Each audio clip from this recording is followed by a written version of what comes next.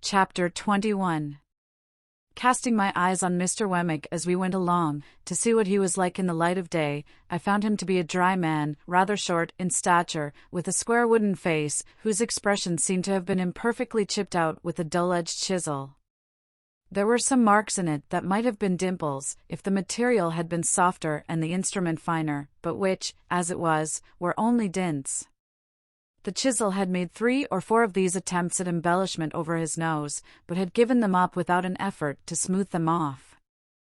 I judged him to be a bachelor from the frayed condition of his linen, and he appeared to have sustained a good many bereavements, for he wore at least 4 mourning rings, besides a brooch representing a lady and a weeping willow at a tomb with an urn on it. I noticed, too, that several rings and seals hung at his watch-chain, as if he were quite laden with remembrances of departed friends. He had glittering eyes, small, keen, and black, and thin, wide-mottled lips. He had had them, to the best of my belief, from 40 to 50 years. "So you were never in London before?" said Mr. Wemmick to me. "No," said I. "I was new here once," said Mr. Wemmick. "Rum to think of now." "You are well acquainted with it now?" "Why, yes," said Mr. Wemmick. "I know the moves of it." "Is it a very wicked place?" I asked, more for the sake of saying something than for information. "You may get cheated, robbed, and murdered in London. But there are plenty of people anywhere who'll do that for you." "If there is bad blood between you and them," said I, to soften it off a little. "Oh, I don't know about bad blood," returned Mr. Wemmick. "There's not much bad blood about. They'll do it, if there's anything to be got by it. That makes it worse." "You think so?" returned Mr. Wemmick. "Much about the same, I should say." He wore his hat on the back of his head, and looked straight before him, walking in a self-contained way as if there were nothing in the streets to claim his attention.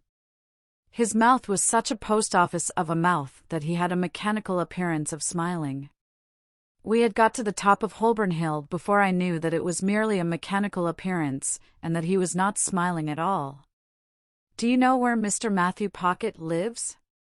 I asked Mr. Wemmick. "Yes," said he, nodding in the direction. "At Hammersmith, west of London." "Is that far?" "Well, say 5 miles. "Do you know him?" "Why, you're a regular cross-examiner," said Mr. Wemmick, looking at me with an approving air. "Yes, I know him." "I know him." There was an air of toleration or depreciation about his utterance of these words that rather depressed me, and I was still looking sideways at his block of a face in search of any encouraging note to the text, when he said here we were at Barnard's Inn.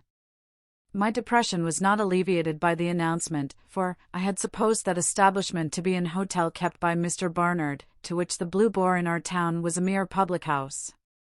Whereas I now found Barnard to be a disembodied spirit, or a fiction, and his in the dingiest collection of shabby buildings ever squeezed together in a rank corner as a club for tomcats. We entered this haven through a wicket gate, and were disgorged by an introductory passage into a melancholy little square that looked to me like a flat burying ground. I thought it had the most dismal trees in it, and the most dismal sparrows, and the most dismal cats, and the most dismal houses, in number 6 or so, that I had ever seen. I thought the windows of the sets of chambers into which those houses were divided were in every stage of dilapidated blind and curtain, crippled flower-pot, cracked glass, dusty decay, and miserable makeshift, while to let, glared at me from empty rooms, as if no new wretches ever came there, and the vengeance of the soul of Barnard were being slowly appeased by the gradual suicide of the present occupants and their unholy interment under the gravel. A frowsy morning of soot and smoke attired this forlorn creation of Barnard, and it had strewn ashes on its head, and was undergoing penance and humiliation as a mere dust-hole. Thus far my sense of sight, while dry rot and wet rot and all the silent rots that rot in neglected roof and cellar, rot of rat and mouse and bug and coaching stables near at hand besides, addressed themselves faintly to my sense of smell, and moaned, "Try Barnard's mixture."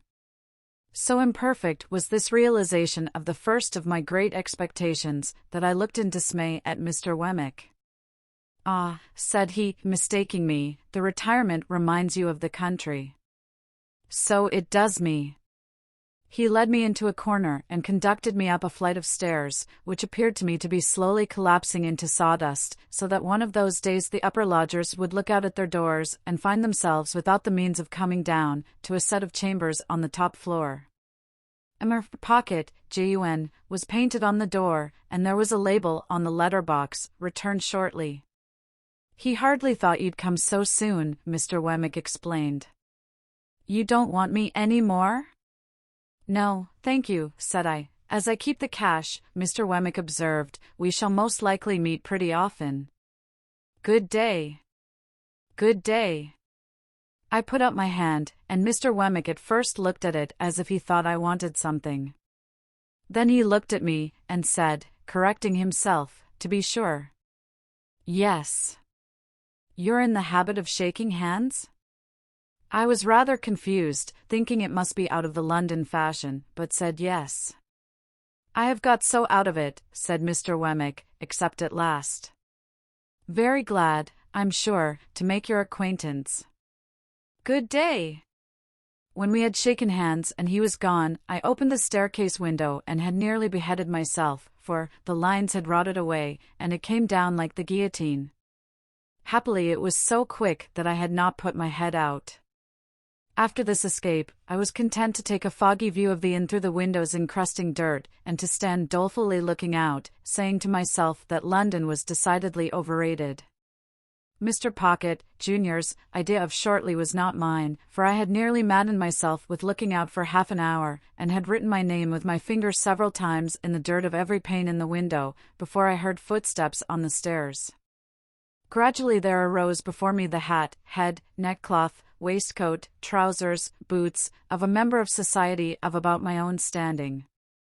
He had a paper bag under each arm and a pottle of strawberries in one hand, and was out of breath. "Mr. Pip?" said he. "Mr. Pocket?" said I. "Dear me," he exclaimed. "I am extremely sorry, but I knew there was a coach from your part of the country at midday, and I thought you would come by that one. The fact is, I have been out on your account, not that that is any excuse, for I thought, coming from the country, you might like a little fruit after dinner, and I went to Covent Garden Market to get it good. For a reason that I had, I felt as if my eyes would start out of my head." I acknowledged his attention incoherently, and began to think this was a dream. "Dear me," said Mr. Pocket, Jr. "This door sticks so." As he was fast making jam of his fruit by wrestling with the door while the paper bags were under his arms, I begged him to allow me to hold them. He relinquished them with an agreeable smile, and combated with the door as if it were a wild beast. It yielded so suddenly at last, that he staggered back upon me, and I staggered back upon the opposite door, and we both laughed. But still I felt as if my eyes must start out of my head, and as if this must be a dream. "Pray come in," said Mr. Pocket, Jr. "Allow me to lead the way. I am rather bare here, but I hope you'll be able to make out tolerably well till Monday. My father thought you would get on more agreeably through tomorrow with me than with him, and might like to take a walk about London. I am sure I shall be very happy to show London to you. As to our table, you won't find that bad, I hope, for it will be supplied from our coffee-house here, and, it is only right I should add, at your expense, such being Mr. Jaggers's directions. As to our lodging, it's not by any means splendid, because I have my own bread to earn, and my father hasn't anything to give me, and I shouldn't be willing to take it, if he had. This is our sitting room, just such chairs and tables and carpet and so forth, you see, as they could spare from home. You mustn't give me credit for the tablecloth and spoons and casters, because they come for you from the coffee-house.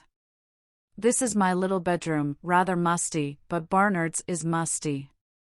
This is your bedroom, the furniture's hired for the occasion, but I trust it will answer the purpose. If you should want anything, I'll go and fetch it.